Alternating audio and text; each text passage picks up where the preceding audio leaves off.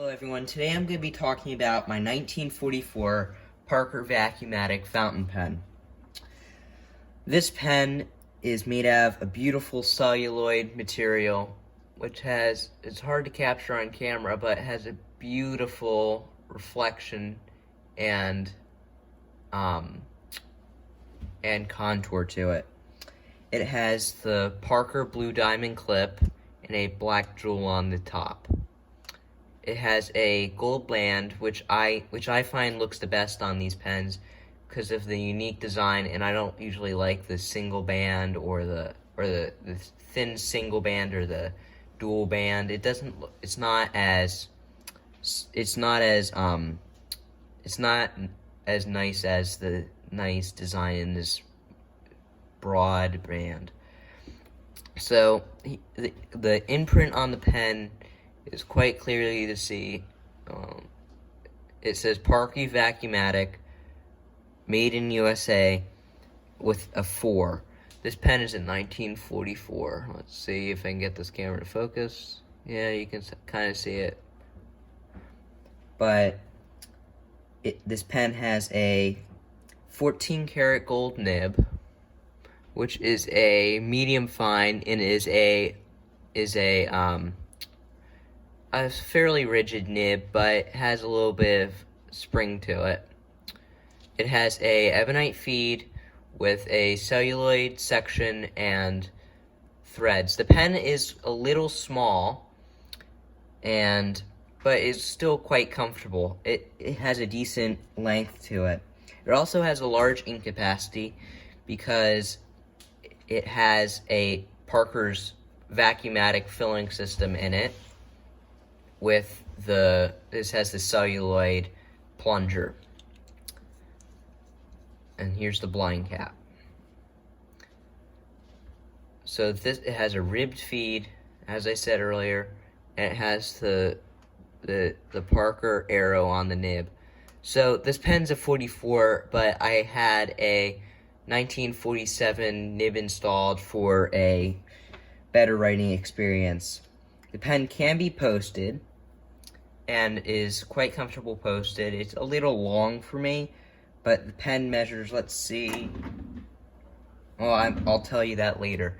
But anyway, this pen just got back from restoration from a person I know that runs Monopoly Vintage Pen, and is also the person that runs the Boston Pen Show. So it has a very good job tuning and restoring this pen's filling mechanism and internals. Let's get on with some size comparisons. So here it is compared to a Lamy Safari. And the pen measures capped about 5 inches long. And here's a size comparison to a more common pen, a Lamy 2000. And here's some uncapped comparisons. So the 2000, you may have seen my review before of it. If you haven't, I'd recommend going and checking that out. So here's some uncapped size comparisons. The 2000 is a bit longer than it, but I still think is a very comfortable pen to write with.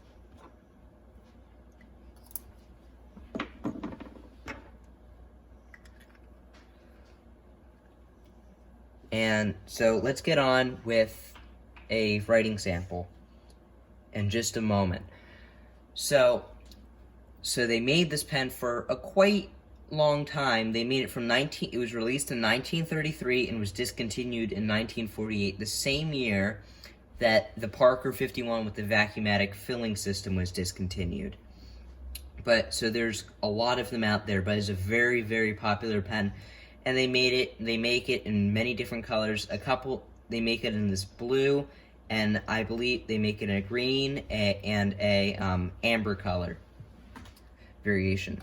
These pens can be found with a different jewel on them and many different varieties of clips. It has it can dry out quickly because due to the filling mechanism containing a lot of ink and the sealing mechanism of the cap in the pen. After the first segment of this video, because I forgot this, but the cap comes off with 1 1/4 rotations, which I think is a reasonable amount. As I said earlier, let's get on with the writing sample. As I said before, this is a 1944 Parker Vacumatic.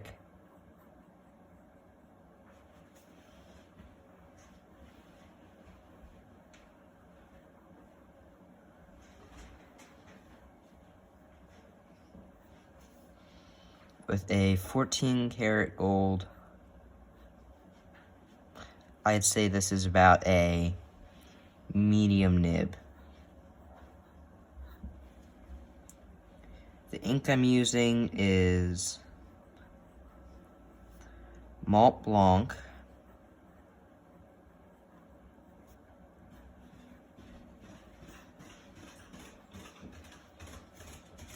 Blue Planet.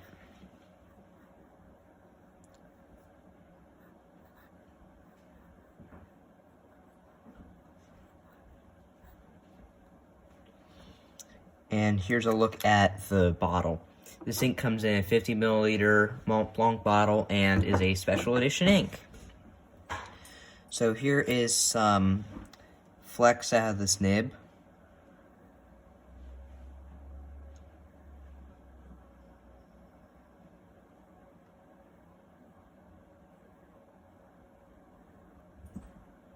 It's fairly rigid in regard to wetness. I'd say it's a little bit on it's a little on the wet side. So that wraps up the writing sample of this video.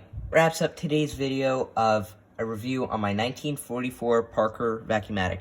If you enjoyed this video, please like and subscribe, and I look forward for you guys to see some of my next videos. My name is Bruce, and thanks for watching.